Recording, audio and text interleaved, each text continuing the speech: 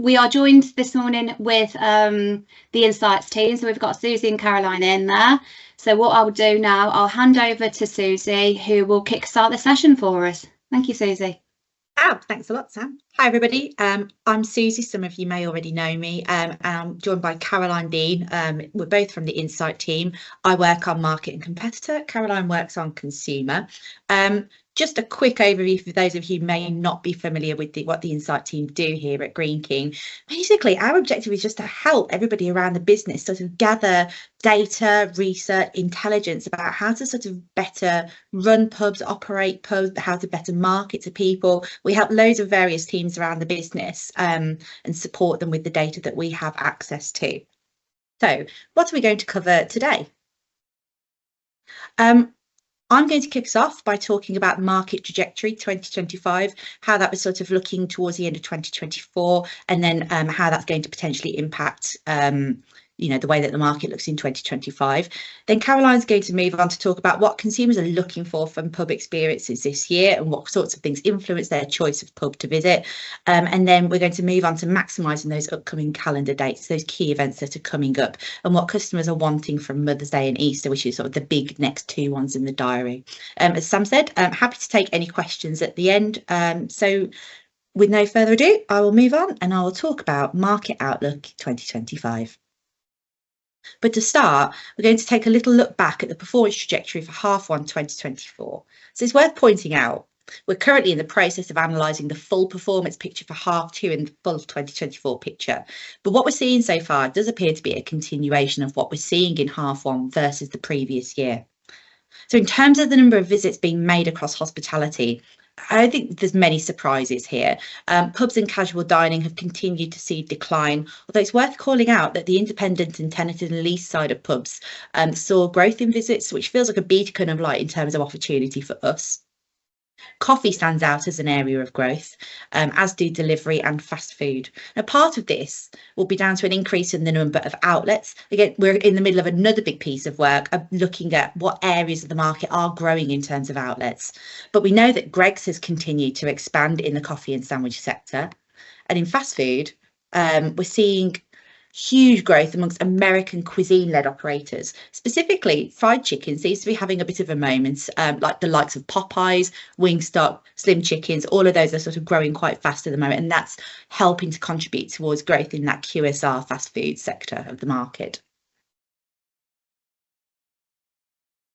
And if we look at the trajectory of the pub market, after wet-led pubs received a huge sales boost over the summer thanks to the Euro. So on the graph, you can see sort of that blue line really sort of outpacing the orange food-led side of the market. In the latter months of the year, we saw the food-led side of the market actually move ahead in terms of like-for-like growth. And this market performance mirrors what we've been hearing from pub goers, indicating a shift in the reasons they're going out. There's more emphasis on going out for food occasions in recent months. And the occasions that have seen an increase in the rankings most recently include weekday lunch and dinners, special occasions, and Sunday roasts. And in terms of going out for drinks, we're hearing from social explorers, ethical enthusiasts, and even trusty traditionalists that they expect to go out for drinks less in 2025 compared to food. And for the trusty traditionalists, to me, this feels noteworthy as we know that this group are incredibly comfortable in pubs. And we're all well aware of how cost of living has had a huge impact on people's behaviour in recent years. And although there do seem to be grass shoots, this week it came out in the news that average wages are continuing to outpace inflation, with pay packets rising by around 3%. People are still feeling a little bit cautious, and it is affecting how much they are planning to go out. So, knowing what we know about how consumers have been prioritising the more food-led occasions in recent months, plus consumers expecting to come out less, which has already resulted in reduced visitation, how does the outlook for 2025 look? So we asked HDI, who are an agency we work really closely with, to give us an extrapolation of what the shape of 2025 might look like. Some of you may be aware of who HDI are, that they are experts in hospitality and work with some of the major banks using their credit and debit card data to monitor customer behaviour in our pubs and in wider hospitality. If you've ever seen the site Intel tool to deep dive into pub performance, what's going on in local market, guest segments, that sort of stuff, they're the ones who built that basically. So if we look at the performance in 2024, they expect that the wider industry, including pubs and bars, will see growth in 2025. So it's quite a positive outlook, although it will be stimulated by inflation, and that the conditions will be much stronger in the second half of the year. It's worth pointing out this wasn't produced as a forecast, but we do actually now have actual figures for January 2025. So we can compare HDI's extrapolation to the reality. And I can tell you that their expectations were pretty close, actually. CGA's read of like-for-like performance in the 4 weeks commencing 6th of January was minus 1.3% for all outlets. And the story for pubs was more positive, coming out essentially flat at minus 0.1. So taking that minus 1.3, which is the actual, versus the minus 1.1 that HDI sort of semi-predicted, feels pretty good. And what I take from this is that the start of the year might be tough, with the exception of those key event months, which we'll talk about later. But in the second half of the year, we potentially have a lot to play for. So what does this mean for pubs? So we've seen a reduction in visits, and we expect that the first half of the year in particular will continue to be fairly tough. The areas that have seen growth, so coffee, sandwich, fast food, delivery, have all been centred around convenience, being able to grab something on the go. And while I do personally believe that pubs will continue to play an important role in people's lives, we can also look to offer reasons to visit that fit in with these changing consumer lifestyles and tap into some of these convenience occasions. We also talked about the growth of food-led occasions in recent months, manifesting both in the market trends and also in consumer feedback. If people are needing to cut back on casual occasions, then they will prioritise the more special occasions, and these occasions naturally carry greater weight emotionally for our guests. Expectations are higher, and we need to make sure that we live up to these expectations. If we can really deliver when it matters, then it will help improve our chances of being considered for the more casual occasions, which we can target with our comms and offers. Finally, we haven't dwelled on it here, but we all know about the higher cost of doing business, which will result in higher prices. The industry growth we're expecting for the year is partially inflationary, as I said. Again, it will be the experience that we offer which can set us apart, giving guests something that they can't easily recreate at home and making them feel like they're getting the best bang for their buck. So next, I'm going to pass to Caroline to dive into what pub goers are expecting from their pub visits. Thanks a lot, Susie. So hi everyone, I'm Caroline, and my job is to understand customers in a lot of depth and how customers are feeling, whether they want to visit pubs, spend money out of home on food and drink, in these difficult times, but then also understanding their attitudes to more bigger topics as well. And some of the data that I'm going to show to you today is from a survey that we do every month of 1,000 pub goers. Some of them are from Green King, some of them are pub goers that visit different competitor pubs, so it's a really good kind of wide ranging sample. So in these kind of more challenging times that we've got over the next half of the year, what do customers want? What's important to customers? So we asked them what are the key factors that they think about when they're choosing a pub to visit. And the top answer, and to be honest, this hasn't really changed that much over recent years, is quality of food and drink, followed by good value for money, hygiene and cleanliness, and then the range of food and drink available. Quality and value, we know, are tied together really strongly. A meal can be low price, but if it's not good quality, it doesn't necessarily feel like it's good value for money. And then hygiene's a really interesting one as well, because that wasn't always as important, but it got really important during COVID. And it's really stayed as quite an important driver. It doesn't look like it's going to decrease in importance anytime soon. I'll talk a bit more about that later on in the presentation. So Susie's talked about occasions quite a lot, and we also ask customers directly what kind of occasions they've been out for the past 4 weeks. And the quick occasions, the quick drink, the quick bite to eat, the weekday dinner and lunch, those kind of more convenient occasions, they're pretty high on the list of occasions prioritised. Again, kind of busy lives, maybe not having time to go out and get food, cook, etc. midweek. And then special occasions and weekend occasions are also in the top occasions that consumers have been prioritising. And again, as Susie said, we know that they're even more demanding on these special occasions at the moment. If you're going out for a birthday with family or friends, it's got to be really special. So keeping quality, service and experience strong on special occasions is really, really important, because we know that if customers have a good time on the special occasions, they're more likely to come back to you for other occasions as well. And then coffee is pretty high up there. 24% of customers said they've been out for a coffee over the past 4 weeks. You've seen huge amounts of growth in coffee, in bakery, coffee shops, cake, etc. Over the last couple of years. It's an affordable treat. You know, it can be a bit less than going out for a meal or a main course and a dessert. So it's quite an affordable treat in difficult economic times, and it can be like a nice little pick-me-up as well. So then we've done quite a lot of in-depth work about occasions and what customers are looking for when they visit pubs. And there are 3 sort of core things that a customer wants on every occasion that they have.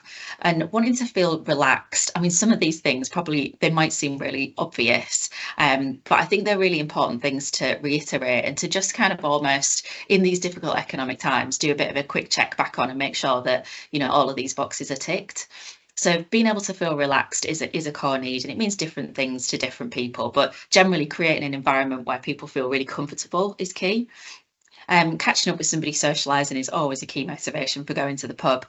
And then a treat. So with pub going becoming less habitual, less of a given, a bit more planned, based around an occasion, a purpose or an experience, then often customers might be looking for something a bit exciting and different to break up the routine on these occasions.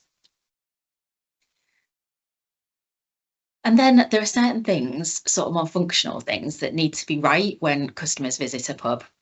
So the first one that always comes up is convenient location. Obviously, that's not something that we can influence, but the other elements are things that we can influence. So again, the environment must be relaxing, and a big part of that is sort of feeling quite safe and comfortable. Friendly service, which, you know, absolutely key. And, you know, you guys all know this, but again, I think it's really worth reiterating the importance of it, as customers are, you know, they've got a bit less money, and so when they go out, they really want to have a good time. And then hygiene and cleanliness, again, as I said, in the aftermath of COVID, this has become really important. And we know the key things that make consumers feel that a pub is clean and hygienic are the condition that the toilets are in, the tables, so not having too many plates, glasses, etc., left on tables, and then clean, non-sticky menus as well. So really kind of small things that are strong indicators to consumers that a pub feels, you know, clean and hygienic, which is something that's mega important to them at the moment. And then we come to the sort of more emotional elements of visiting a pub. So feeling comfortable is really key, both physically and emotionally, but then also feeling welcome. And staff obviously play a massive part of that, making customers feel like they're valued. We've done a lot of work with managed pubs on service journeys, and particularly the importance of saying hello to customers when they arrive and saying goodbye when they leave. I mean, this sounds really, really obvious, but if it's not happening consistently across all team members, then it's definitely worth reiterating. It gives a positive impression when customers arrive. It leaves them with a positive impression as well, and it just makes them feel like they belong in the pub and like their custom is valued. We talk a lot about creating a good atmosphere, a relaxing atmosphere, and you know, we always get the question, how do we do that? What does that actually mean? Well, it breaks down into 3 areas: people and service, as you'd absolutely expect, and yes, that is team, but also it's other guests in the pub as well, making sure that, you know, there's no intimidating or threatening behaviour happening. Environment is really key. So we talked about cleanliness, but making sure the pub feels well maintained, good lighting, layout, that kind of thing. And then also decor. So things like comfortable seating, making sure the pub looks really smart and well looked after. They're the 3 things that make a customer feel like there's a good, positive, like relaxing atmosphere in a pub. And then we know that the next couple of months potentially could be a bit more difficult until things sort of ease up with consumer disposable income over the rest of 2025. So we ask customers what they'll do if going out to eat and drink becomes too expensive, and looking for vouchers and deals to use against their spend when they're going out is the top tactic, continuing to eat out in difficult times. And then eating out on a cheaper day or a cheaper time of day and choosing a cheaper main meal. So these are the things to keep in mind when designing your offers and promotions. These are the things customers are going to be looking at to make them feel, yeah, I can still go out, I can still afford to go out. And then it's similar across all of our segments. So I think you're all familiar with the different types of customers that visit pubs and use the out-of-home sector, and they're all looking for vouchers and deals. It makes them feel a bit more savvy. It makes them feel like they've had that value for money.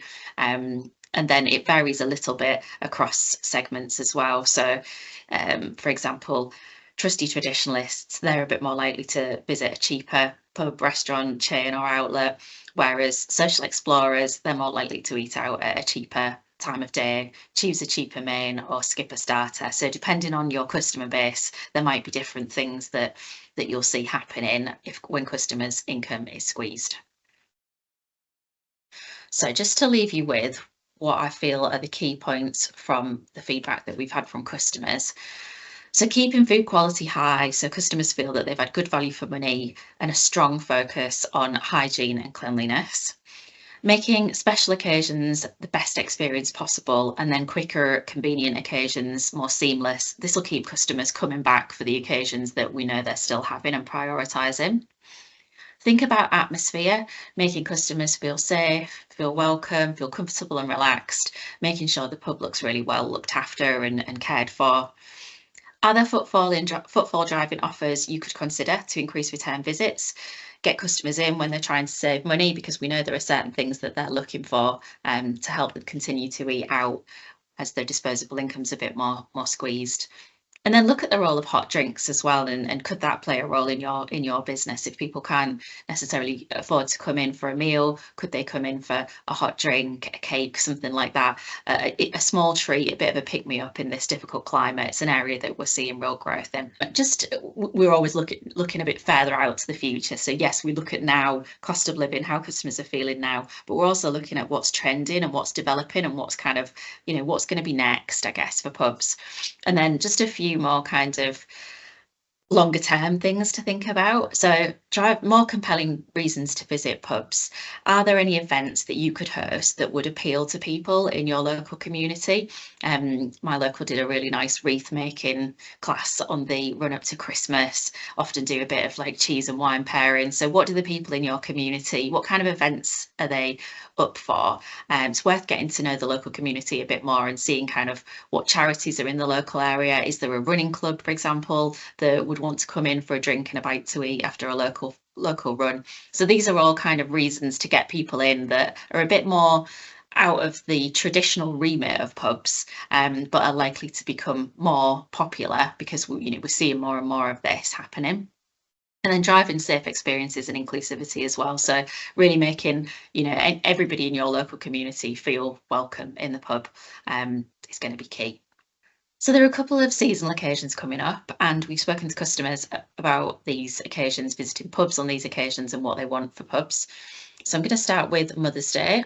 So the main reason people tell us that they go out to eat rather than eat at home for Mother's Day is for a treat and for the experience. They like the atmosphere of being around other people. They like the fact that their mum is being made to feel special by the staff. The fact that maybe there'll be some decorations, bunting, tulips, all of that kind of thing, just feels a little bit more special than going out. So that's something key to kind of think about when delivering on Mother's Day. And then the other thing is avoiding cooking and cleaning means that they can just focus on spending time with family. So a good thing to kind of emphasise, I guess, a good reason for them to choose coming to your pub over staying at home. Where do pub goers hear about Mother's Day events, offers and promotions? Well, social media comes up top, followed by word of mouth recommendation, and then by email. So if you've got any of those channels available to you, definitely worth keeping them updated. For Mother's Day, pub goers are looking for good quality food and drink. Again, it's one of those special occasions where everything has to be absolutely right. They also told us that free gifts for mothers are appreciated as well. A free drink, a glass of Prosecco, a couple of little chocolates, some flowers, something like that. And 58% said that they like a special menu and they consider that to be important when choosing where to visit on Mother's Day.